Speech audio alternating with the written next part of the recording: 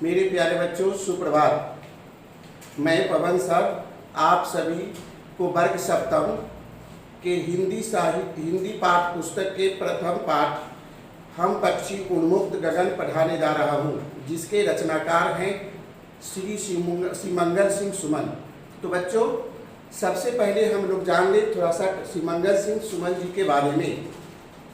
तो सीमंगल सिंह सुमन जी का जन्म मध्य प्रदेश के उन्नाव जिला में 5 अगस्त 1915 ईस्वी में हुआ था तथा उनका मृत्यु 27 नवंबर 2002 में उज्जैन में हुआ था। बच्चों, उनके द्वारा कुछ रचनाएं जो हम लोगों को दिया गया है या हम लोगों को प्राप्त है, उसके बारे में जाने, जिसमें मुख्य रूप से मिट्टी का बारात, हिलोल आदि है।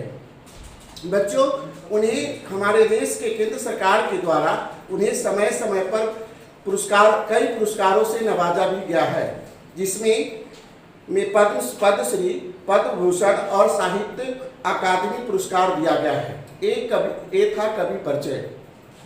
बच्चों, अब हम यह बता दें आप सबों को कि इस पाठ के माध्यम से कवि श्री सुमन जी अपना विचार क्या दे रहे हैं। तो बच्चों, हम जानते हैं कि आज़ादी हर किसी प्राणी को प्यारा है। इस संसार में जितने भी प्राणी हैं उन्हें आज़ादी पसंद है, चाहे मनुष्य हो, चाहे पक्षी हो या जानवर हो या किसी भी प्राणी को अगर हम ले लें तो वह उसे आज़ादी पसंद है। आज़ादी, हर कोई प्राणी आज़ाद होकर रहना पसंद करता है। इसी बारे में कवि पक्षी के विचार को अपने शब्दों में वर्णन किया है। वो कहते हैं कि पक्षी कहता है कि हम खुले आकाश में घूमने वाले प्राणी हैं।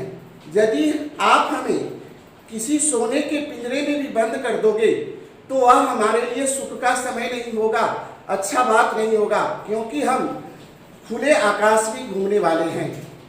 अब बच्चों, मैं इस कविता को प्रत्येक पद्यांश को पढ़कर उसका अर्थ बताते जा रहा हूं, आप लोग ध्यान से देखेंगे। तो पहले पद्यांश में है बच्चों, हम पक्षी उन्मुक्त गगन के पिंजर बद्ध न गा पाएंगे, कनक तिलियों से टकराकर पुलकित पंख टूट जाएंगे।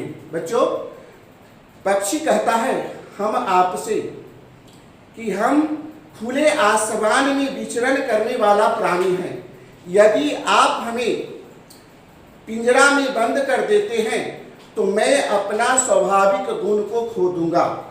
ऐसा भी माने कि अगर हम किसी भी प्राणी को पिंजरा में बंद कर ले या किसी को भी जेल खाने में रख दे तो उसका मन स्थिति बदल जाता है।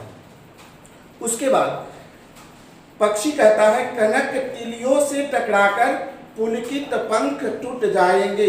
कहते हैं कभी कि पिंजरा जो सोने का बना हुआ है, उसके छड़ हैं, उससे मेरा कोमल पंख जो है उसे टकराकर टूट जाएगा।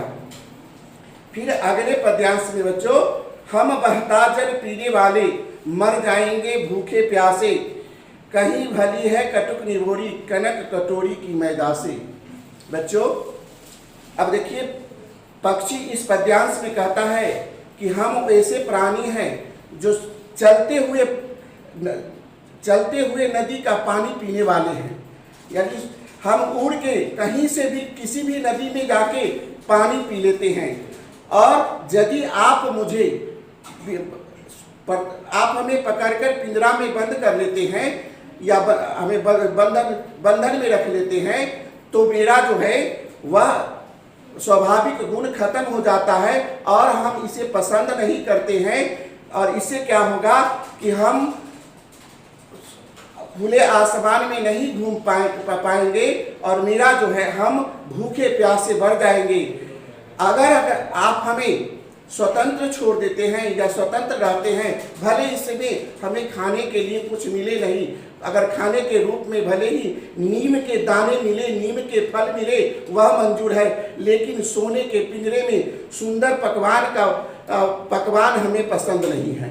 फिर अगले पद में कहता है, अगले पद्यांश में, स्वर्ण श्रृंखलाओं के बंधन में अपने गति सब भूले, बस सपनों में देख रहे हैं तरु के फुनगी पर झूले। देखो बच्चे, अब कहता है कि हमें स्वर्ण बंधन नहीं चाहिए। स्वर्ण बंधन का मतलब होता है, आप देखते होंगे कि किसी पक्षी के गले पर एक सुंदर सा पशु हो या पक्षी को जिसे हम पकड़ लेते हैं तो उसे सुंदर सा चैन लगा देते हैं। ऐसा चैन हमें नहीं चाहिए, चाहे वह सोना का क्यों नहीं हो। तो इससे हम अपना स्वाभाविक उड़ान भूल जाते हैं।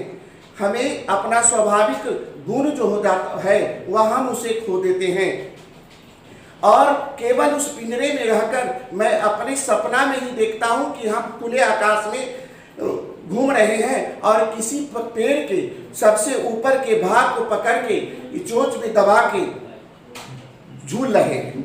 फिर अगले पद में कहता है कवि, पक्षी ऐसे थे अरमान की उड़ते, नीले नभ की सीमा पाने, लाल किरण सी चोंच खोले, चुगते तारक अनार के दाने। कवि कहते हैं पक्षी की विचार को, पक्षी की भावना को कहते हैं कि मेरा कामना था कि मैं खुले आसमान में जो नीला है उस आसमान में विचरण करूं, और विचरण करते करते जहां किसी वन में देखूं अनार का फल या किसी फल जो पका हुआ हो, लाल होता है, पका हुआ फल लाल होता है, या कोई भी फल, उसके दाने को तो अपने मन से तोड़ के वही खा लूं। इस प्रकार का मेरा कामना था, लेकिन आपने हमें परतंत्र कर दिया है। आपने मुझे बंधन में बांध लिया है और पिंजरे में रख दिया है, जहां मैं अपना स्वाभाविक गुण को भूल चुका हूं। अब अगले पद में कहता है, होती सीमाहीन क्षितिज से इन पंखों के होरा होरी, या तो क्षितिज मिलन बन जाता या तंती सांसों की डोरी। देखिए, अब कहता है कवि पक्षी की भावना को बताते हैं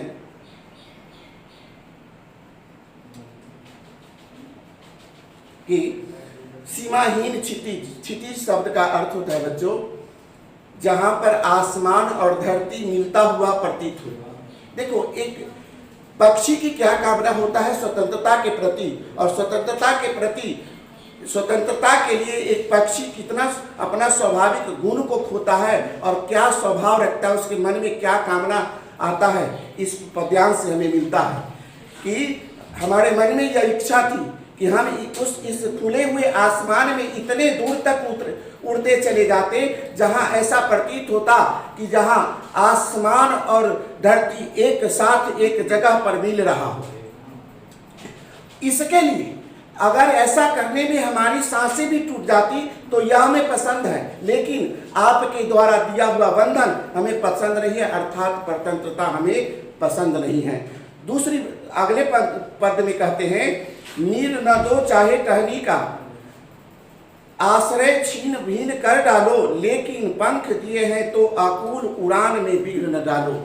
अंत में कवि पक्षी के उन विचार को हम लोगों के सामने रख रहे हैं जिनमें वह पक्षी कह रहा है कि आप हमें पीने के लिए जल मत दो, और यदि हमने जो पेड़ पौधे पर जो घोंसला बनाया है उसे भी तोड़ डालो, उसे छीन बीन कर दो, लेकिन आप हमारी स्वतंत्रता को मुक्त करो, स्वतंत्रता से हमें मुक्त करो, हमें स्वतंत्रता दो, और हमें हमारे स्वाभाविक उड़ान में आप बाधा न बनो।